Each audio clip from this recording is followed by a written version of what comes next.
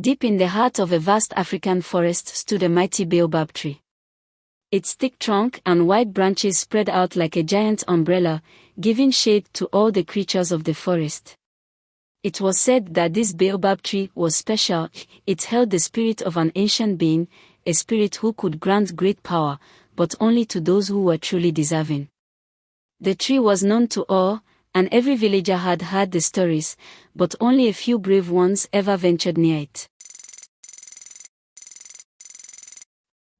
In a nearby village, there lived a young hunter named Kofi. He was known for his courage and skill, and everyone in the village respected him. But despite his strength, Kofi had always felt something missing in his life.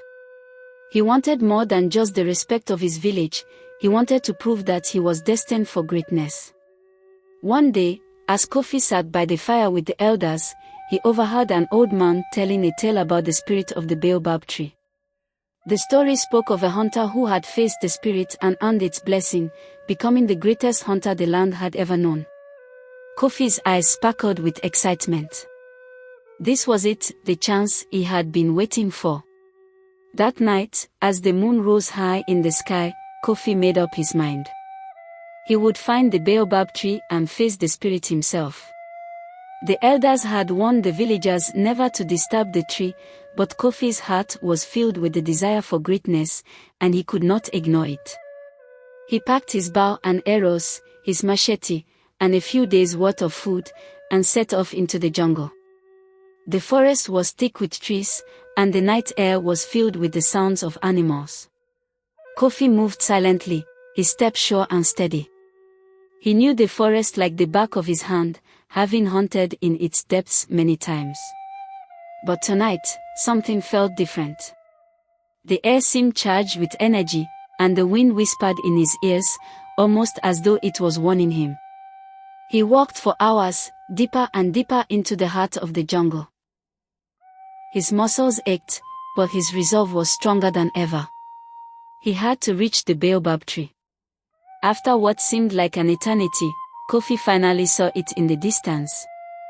The baobab tree loomed large, its twisted branches stretching up into the night sky, its roots like thick fingers gripping the earth. It was just as the elders had described it, immense and majestic. But Kofi knew the real challenge was yet to come. As he approached the tree, the ground beneath his feet seemed to tremble. The wind picked up, swirling around him like a whirlwind. He felt a strange presence, a sense of something ancient and powerful watching him. His heart raced, but he did not falter. He had come too far to turn back now. Suddenly, the wind stopped. The air grew still, and the forest fell silent. A voice, soft yet commanding, echoed through the night. "You who seek my power," the voice said. "What is it that you desire?" Kofi's throat went dry. He had expected to hear the spirit's voice, but hearing it was another matter. It was deep and ancient, like the very earth itself. He swallowed his fear and replied, "I seek greatness. I wish to become the greatest hunter in the land, to prove my worth." The tree's branches swayed, though there was no wind. "To become the greatest hunter," the voice mused, "is a noble wish. But it comes at a cost. Power without wisdom is like a blade without a handle, it is useless." Kofi's heart pounded in his chest. "I understand," he said. "I am ready to face whatever test you have for me." The spirit was silent for a long moment, and then it spoke again. "Very well. But be warned, the path to greatness is never easy. You will face challenges that will test your courage, your strength, and your heart. Only by overcoming them will you prove that you are worthy of my power." Kofi nodded, determination in his eyes. He had faced many challenges in his life, and he was ready for whatever came next. The spirit's voice echoed again. "Your first test will be the trial of the beast." Before Kofi could respond, the ground beneath him shook again, and out of the shadows emerged a creature like nothing he had ever seen. It was massive, its body covered in thick fur, with eyes that glowed like fiery embers.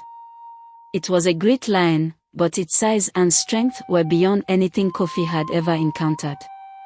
The lion roared, a sound that seemed to shake the very earth, and charged at Kofi. His instincts kicked in, and he drew his bow and fired an arrow. The arrow struck the lion, but it barely slowed it down. The beast swiped at Kofi with its massive claws, and he barely managed to dodge. Kofi knew that this was no ordinary lion. It was a manifestation of the spirit's power, a test of his skill and courage. He had to be quick. He grabbed his machete and lunged at the lion, aiming for its heart. But the beast was faster. It dodged his strike and raked its claws across his chest, leaving deep gashes. Pain surged through Kofi's body, but he did not falter. He knew that he could not give up now. With every ounce of strength, he leaped onto the lion's back and drove his machete deep into its side. The beast let out a deafening roar and staggered, but Kofi did not let go. With one final strike, he brought the creature to the ground. The lion's form shimmered and faded into the air, leaving only the sound of the wind. Kofi collapsed to his knees, bloodied and exhausted, but alive. He had passed the first test. The voice of the spirit spoke again, softer this time. You have shown great courage, young hunter. But the path ahead is still long. For your next test, you must find the heartstone. Kofi stood up, still feeling the sting of his wounds, but his resolve was stronger than ever. The heartstone was said to be hidden deep in the jungle, guarded by traps and creatures even more dangerous than the lion. But Kofi knew he had no choice but to continue. He set off once again, the pain in his chest a constant reminder of what he had already overcome. The jungle seemed darker now, as if the trees themselves were watching him. But he pushed forward, his mind focused on the task at hand.